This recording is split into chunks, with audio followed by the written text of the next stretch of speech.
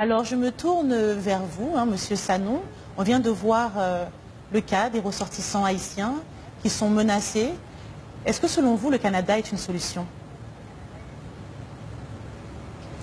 Et bonjour Abdou, bonjour le monde. Ce genre de désastre naturel suivi par de multiples déstabilités politiques qui expliquent l'exode massif de tous ces Haïtiens et Africains un peu partout et vers d'autres pays sœurs.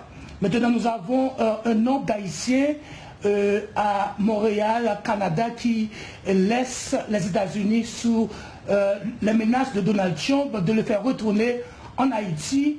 Ils recherchent un refuge et plus que Canada est un pays stable, Canada est un pays structuré. Est-ce que vous pensez que le Canada peut accueillir tous les immigrés haïtiens qui veulent se retrouver en sécurité par rapport à l'administration Trump? Mais oui, je pense que le Canada peut accueillir plusieurs milliers haïtiens, millions haïtiens d'autres, puisque Canada, après la Russie, est à plus grande superficie dans le monde et Canada est stable socialement, financièrement et Canada a une habitude de recevoir plusieurs milliers de réfugiés. En 1950, Canada a donné refuge à environ 37 000 Hongrois et 60 000 Soviets. Et Canada a récemment recevoir environ 30 à 40 000 Syriens. C'est-à-dire que Canada a de grandes habitudes, Canada a un cœur humanitaire et je me souviens quelques années, le Premier ministre Justin Trudeau a fait une invitation pour ceux qui ont des difficultés. Vous pensez que donc toute la communauté haïtienne peut se rendre au Canada?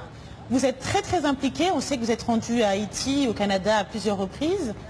Comment vous pensez que cela est possible, concrètement? Je ne veux pas encourager la communauté haïtienne de se rendre à Canada ou aux États-Unis. Je veux les encourager à stabiliser le pays, à travailler de sorte que Haïti soit stable pour supporter ses habitants. Cependant, je pense que Canada peut accepter, peut donner de refuge à ces 3400 Haïtiens qui sont déjà sur le terrain. Alors le Canada peut recevoir ceux qui sont déjà sur le terrain, ça y est, on a vraiment entendu.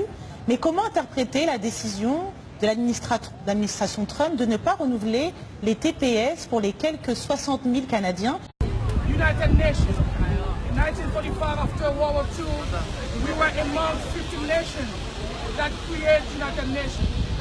And not only that, we have many other nations to fight for the freedom.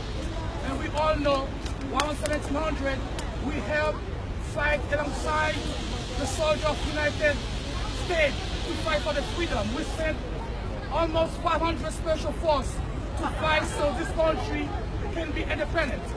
After January 10, 2010, we lost more than 300,000 people. Millions of them had nowhere to stay. And then $13 billion were raised on behalf of Haiti to rebuild the country. And there were not Haitian presidents or senators or ministers who had the money. We only had 5 cents on each dollar.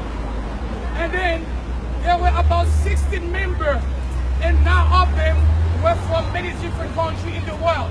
They were the ones who had the assignment, who had the duty to rebuild Haiti with $13 billion. And President Cueva said, if I had $5 billion, Haiti would be rebuilt. We collected $13 billion on behalf of Haiti, and after 10 years, we are still asking where did the money go? It's not those elected officials or activists or Haitian leaders who spend the money. We have more than 4,000 NGOs in Haiti. They land in the name of humanitarian work.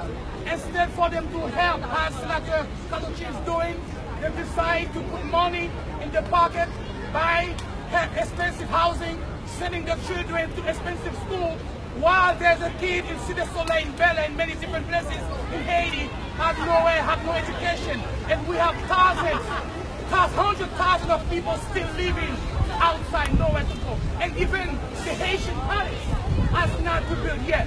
So we have up to 60,000 Haitians here seeking for asylum, seeking for refuge because $13 billion were not spent to rebuild Haiti. So it's not favor President Donald Trump or any other country because by welcoming us and give us refuge temporary until our country is being rebuilt. So we send a structured, a unite message to the whole world who's watching us right now and to Trump administration. Please understand you went to Florida and you say you'll be the voice, you'll be the guy for Haiti. And that's why many Haitian people vote for you in Florida. So please do not lie to the Haitian people. We need you to extend the GPS for more than 60,000 Haitians. And God, in turn, will not only bless the world, but God will bless America. Thank you very much. En danger, puisque nous avons un gouvernement structuré, un gouvernement élu, un gouvernement démocratique. Cependant, le pays est toujours en crise. Le pays n'est pas encore stable physiquement, psychologiquement et politiquement. Pourquoi? C'est parce que avant même le séisme... Ça la vie de quelqu'un en danger, ça pour autant? Oui, mais le peuple est en danger. Je vais vous expliquer. Après même le séisme du 12 janvier 2010, le pays était déjà instable. Maintenant, avec le tremblement de terre, on a eu 1,5 million de sans-abri. 1,5 million Haïtiens ont été sans-abri. Les dégâts étaient considérés à environ 9 milliards de dollars. Maintenant, après le séisme du 12 janvier, on a eu le choléra qui a affecté environ 1 million Haïtiens. Et encore 9 milliards Haïtiens. 9 000 Haïtiens ont perdu leur vie avec la venue du choléra. Maintenant, on a eu aussi cette fameuse commission de reconstruction que le président américain et 16 autres personnalités ont eu pour responsabilité de reconstruire le pays. Et après toutes ces années, le pays n'est pas encore construit. Même le palais national n'est pas encore construit. C'est-à-dire que ces 1,5 million Haïtiens sont encore sans refuge, sont encore sans abri, et ce sont eux qui cherchent du refuge à Montréal, Canada, aux États-Unis, au Mexique, au Brésil, puisqu'ils savent que ces pays sont pays amis avec Haïti, puisque Haïti fait partie des 50 premiers pays qui a débuté avec les Nations Unies après la Deuxième Guerre mondiale en 1945. C'est-à-dire qu'il est vrai que ces Haïtiens ne sont pas vraiment en danger, puisqu'on n'a pas de guerre civile, on n'a pas eu un gouvernement dictatorial, mais le pays n'est pas construit, le pays est vide, même le palais national, le palais judiciaire n'est pas encore construit. C'est-à-dire que ces 1,5 million Haïtiens sont toujours sans refuge. Alors, je pense que il est vrai qu'on a des lois migratoires, mais je pense que puisque on a un cœur humanitaire, le Canada, les États-Unis ont un cœur humanitaire, maintenant on peut dire que ces Haïtiens, comment? They're homeless, they have nowhere to go.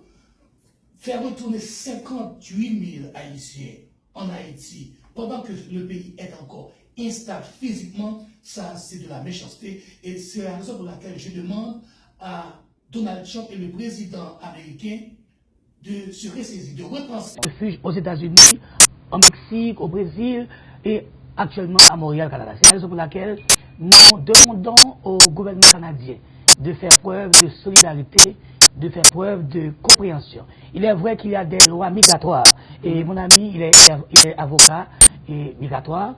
Il y a des lois migratoires qui disent peut-être il faut que ton pays est un pays praticable, un pays qui n'a pas de structure. Peut-être il faut qu'il y ait une guerre civile, tout ça, une désastre naturel. On a eu toutes ces choses, des désastres naturels. Haïti est subi des désastres naturels continus et que nous sentons encore les effets de ces problèmes sociopolitiques. Je pense que le gouvernement canadien va accueillir cette issue parce que Canada a une histoire humanitaire, une histoire de générosité.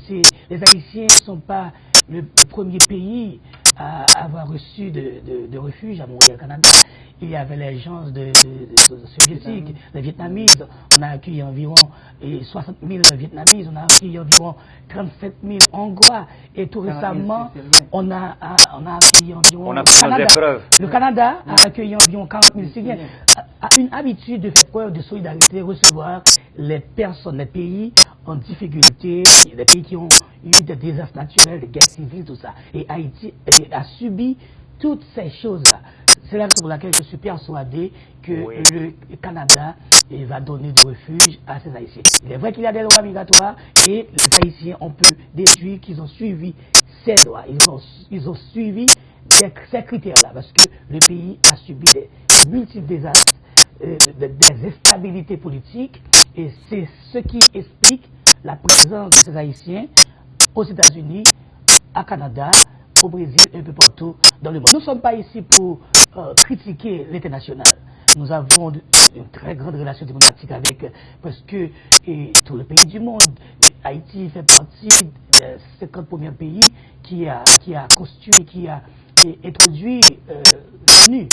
En 1945, après la Deuxième Guerre mondiale, nous avons été parmi les 50 pays et a formé l'ONU. Nous avons une très bonne relation avec tous les pays. Et c'est pas de charité quand Haïti est affecté et d'autres pays sœurs sont venus en aide. Parce que quand eux sont dans des moments difficiles, Haïti est venu en aide. Parce que nous faisons partie de la Nations Unies. C'est la solidarité des pays faisant partie des Nations Unies. Alors c'est de la charité, c'est de la coopération de tous les pays.